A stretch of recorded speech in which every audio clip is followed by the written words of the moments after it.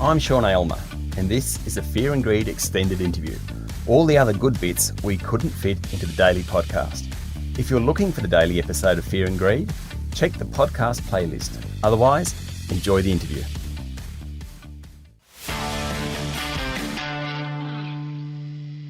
It's Friday, which means we like to talk about the business of leisure.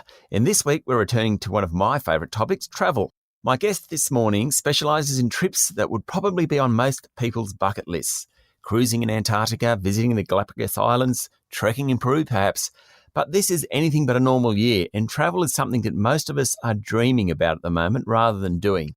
Chad Carey is the co-founder of Chimu Adventures, a company dedicated to the spirit of adventurous travel. Chad, welcome to Fear and Greed. Thanks for having me, Sean. So how did you end up running an adventure travel company? Tell me about yourself. Oh, it's a bit of a long story. I used to actually be a civil engineer. So I was working in London many years ago, working for an engineering consultancy there.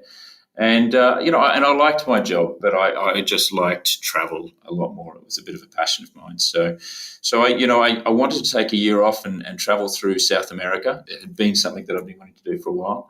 And I got talking to a friend of mine who's now my business partner, and we just we sort of thought, I think some of the tours we saw, we weren't that happy with. We thought we could do them a little bit better, and we had this crazy idea over quite a few beers where we thought, maybe we should start up our own travel business. And as I travelled around South America, I wrote a bit of a business plan, and we got some angel investors involved, and I eventually came back to Australia, and we said, let's go for it, and we kicked off and got rolling. So it was a strange thing for me. I'd never worked in the travel industry before, but obviously, spent a lot of time travelling, and we learned a lot in those first couple of years. That's for sure. The name, how do I pronounce it? How do you pronounce it? More importantly, Chimu. Chimu. Where's it come from? So they're a pre-Incan culture in Peru.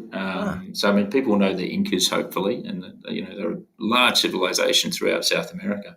But just before the Incas were the Chimu, and they were on the coast of Peru, and they actually have some pretty amazing artifacts. It's because they're right on the coast. A lot of their structures were built out of sand, which is a bit of a shame with erosion. But their main city of Chan Chan is actually the second largest archaeological ruin in the world, after Angkor Wat.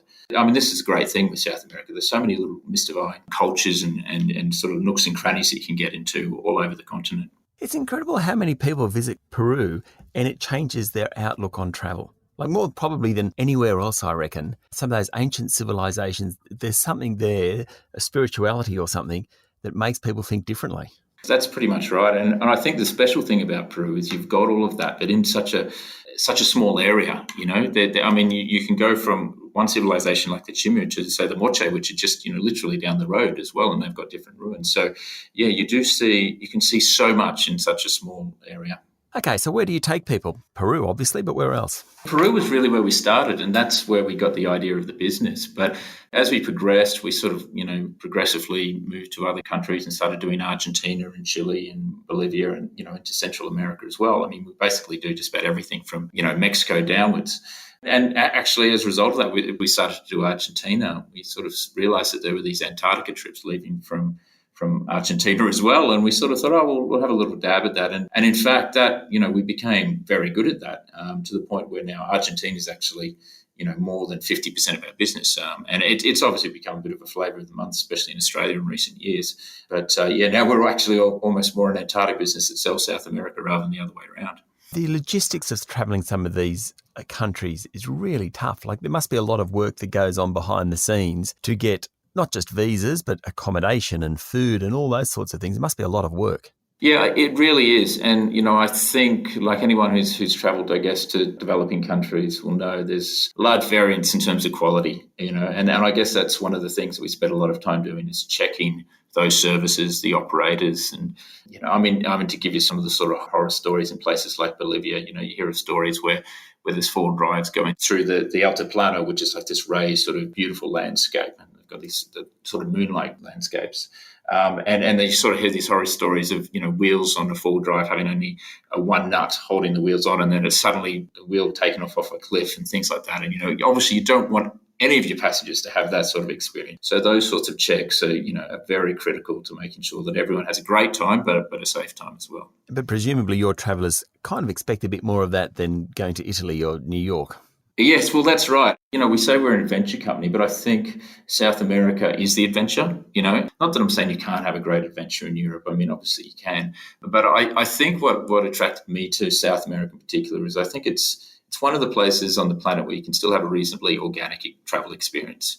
I mean, I love traveling to Europe as well, or North America, but it's become a little bit cookie cutter, hasn't it? You can be put on a bus with a bunch of people and you go and see the same sites as everybody else does. Whereas in South America, you can still have that, it's a little bit different experience to your friends had because you go and see different locations. And there are just literally so many things. I mean, he said to me, what are the 5 top things you have to do in South America? It's almost an impossible question to answer because there's so much in terms of the wildlife, the culture, the history. So, yeah, it's almost limitless. I am going to ask you, though, what your favourite places in South America are, though. You don't get away with it like that.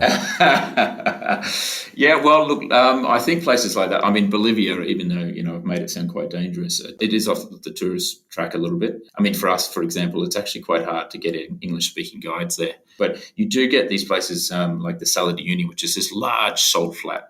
And it's become quite famous in recent years because it's got the world's largest deposits of lithium. So, it's attracting a lot of international attention with all our smart devices and things like that. But it's this crazy landscape where it's just salt and this flat whiteness as far as the eye can see. And then in places you have, for example, this island in the middle of the salt, so it's sort of a greeny island, but it's only a couple of 100 meters wide. And on this island, you have this cacti, which doesn't grow anywhere else, not even around the perimeter of the salt flats. And these cacti are 12 meters high. They're some of the largest in the world. And, you just get these little gems and you can sit there up on the top of the island and sort of see this view of endless whiteness with these little sort of snow-capped mountain peaks up on the horizon as well, surrounded by these giant cacti. I mean, it's like you're on some alternative universe almost. It's quite amazing. So what are you doing now? I know travel to Antarctica is seasonal. So has COVID wiped out a whole season?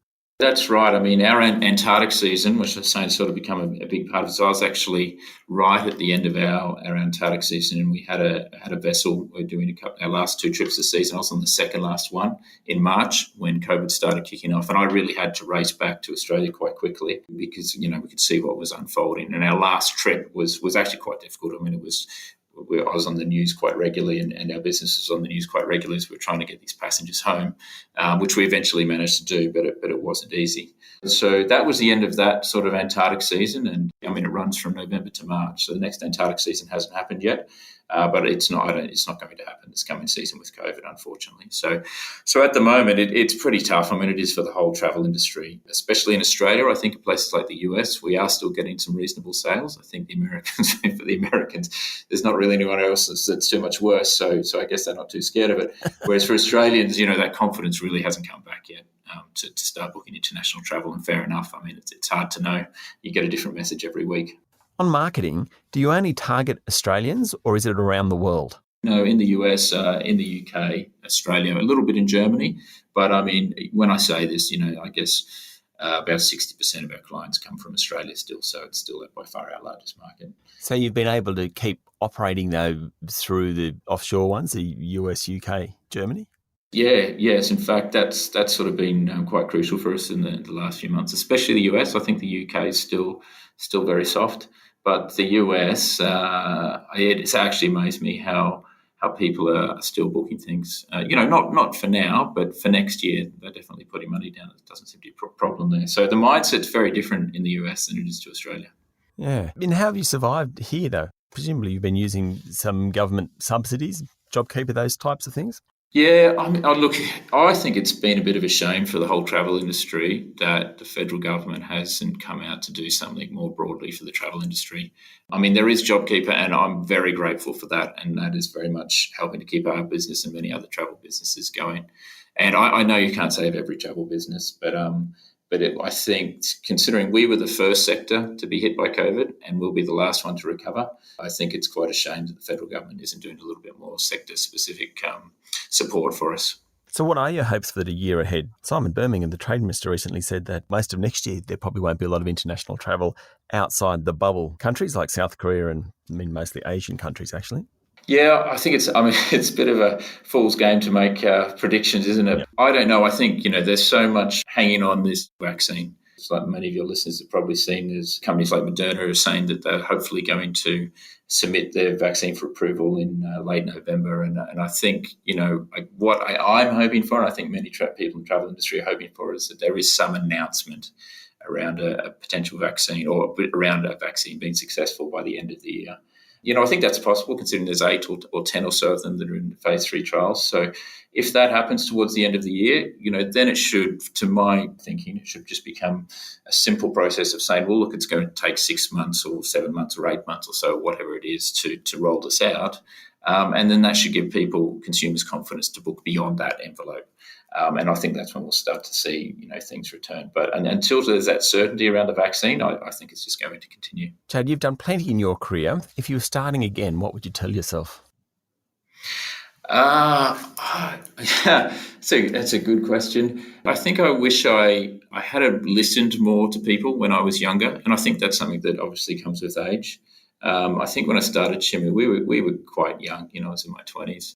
We sort of thought we could take on the world like you do when you're 20. But I've come to realise that, nobody has all the answers, obviously. And the more mentors and people, support people you can have around you, and even internally within your business as well, that sort of top-down approach doesn't work. It's about taking the collective knowledge, I guess, and using that towards your business. And that's something I've really learned over the years. Chad, thanks for talking to Fear and Greed. Thank you.